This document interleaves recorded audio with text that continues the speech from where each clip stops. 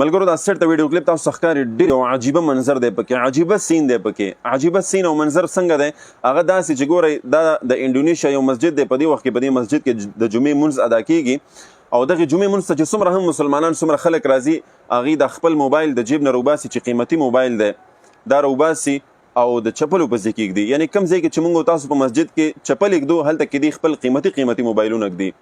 نو د دې متعلق در سره خبرې کوم او ډېرې اهمې خبرې دي. یعنې د دې هغه اعتماد په یو بل باندې دومره دی او دومره با اعتماد دی په یو بل باندې چې دوی سره هېڅ دا فکر نشته چې زه دا قیمتي موبایل په دغسې ځای کې ږدمه دا به رانه څوک پټ کړي یا به یې پټ نه کړي. یعنې دومره دوی په یو بل باندې پر اعتماد دي. د دوی اخلاقیات او د دوی معاشرت دومره اعلی درجې ته رسېدلي دي. ډېره د عبرت خبره ده. که بل طرف ته موږ وګورو د خپلې معاشرې سره موږ د دې کمپیریزن وکړو په مقابل کې د دې چې زمونږ او ستاسو په دې معاشره کې څومره دیني مدرسې دي، څومره مسجدونه دي، څومره مرکزونه دي، څومره دعوت او تبلیغ او څومره دین عام دی، د هغې باوجود که موږ تاسو خپلې معاشرې ته وګورو زمونږ او ستاسو اخلاقیات زمونږ او ستاسو معاشرت دومره تباه او برباد دي چې موږ مسجد ته په نوو چپلو کې خو څه په روغو چپلو کې نشو تللی. یعنې که موږ تاسو خاص کار د جمعې د مونځ خبرو وکړو موږ چې کله مسجد ته ځو نو په کور کې هغه چپلې ګورو چې هغه مکمل شلېدلي تباه او بربادي شوي په هغې کې موږ مسجد ته ځو له دې ډار نه له دې یرې نه چې زه که چېرته په روغو چپلو کې یا په نوو چپلو کې مسجد ته لاړ شم نو زه چې په مسجد کې مونځ کوم واپس چې راځم زما چپلې به موجود نه وي. دا زموږ او ستاسو اخلاقیات او دا زموږ او ستاسو معاشرت دي. بل طرف ته که موږ د انډونیشیا دغسې د نورو ملکونو خبرو وکړو چې چېرته مسجد هم په میلیونو نه ښکاري او ډېر د دین هلته کې کمی، د مدرسو کمی، د علماو کمی، د دعوت تبلیغ کمی، د هغې باوجود د هغې اخلاقیات دومره اعلی دي. یو خو ګوره دوه خبرې دي، یو دی په یو بل باندې دومره پر اعتماد او دویمه خبره ده د مسجد د آدابو دومره خیال ساتي چې دی مونځ ته ځي نو موبایل د جیب نه وباسي او د چپلو په ځای کې کېږدي او موږ او تاسو د دې په مقابل کې د جیب نه هغه نسوار قدرې هم نه وباسو چې د چپلو په ځای کې کېږدو. د مسجد د آدابو موږ دومره خیال نه ساتو. جمع به ولاړئ امام صاحب به قرات شروع کړي دلته به ټنګه زموږ موبایل به ټنګارې راغستی، خپله توجه خو هسې هم تباه ستا د لاسه د نورو خلکو څومره توجه خرابېږي.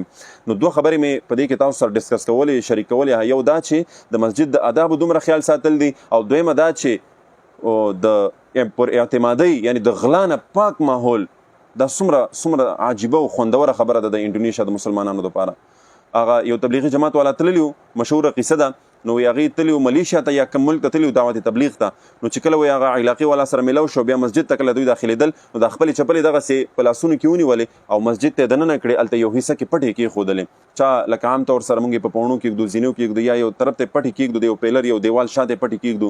نو وایي دی چې کله دغه چپلې کېښودلې دغه انډونیشیا د کلي چې کوم یا د ملیشیا د کوم مسجد علاقهي خلک چې هغوی ورته داسې په حیرانتیا سره کتل چې دا تبلیغیان څه کوي، دا چپلې څنګه دننه ویوړې مسجد ته او دننه داسې پټې ږدي.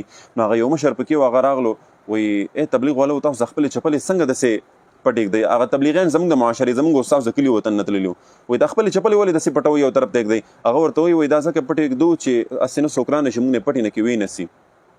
نو هغه ورته وویلې چې داسې کار دی چې د مسجد نه هم لا څوک چپلې پټوي او چپلې وړي. هغه ورته ویل چې بالکل زموږ په کلي وطن کې خو څوک په نوو چپلو کې جومات ته نشي تللی چې څنګه نوې چپلې واچوي بس یو څوک راغلی په مخه کړي او وړي ځان سره. نو هغه ورته ویلې داسې کار دی امیر صاحب محترمه، وایي تاسو لاړ شئ په خپل کلي وطن کې تبلیغ وکئ، په داسې معاشره کې تبلیغ وکړي چې هلته کې د مسجد نه هم غلا کېږي او د خلکو د چپلې غلا کېږي. نو په داسې معاشره کې د تبلیغ ضرورت دی. موږ ته تبلیغ مه کوئ ځکه وایي زموږ په معاشره کې څوک د مسجد نه چپلې نه پټوي. نو ډېر د عبرت مقام دی.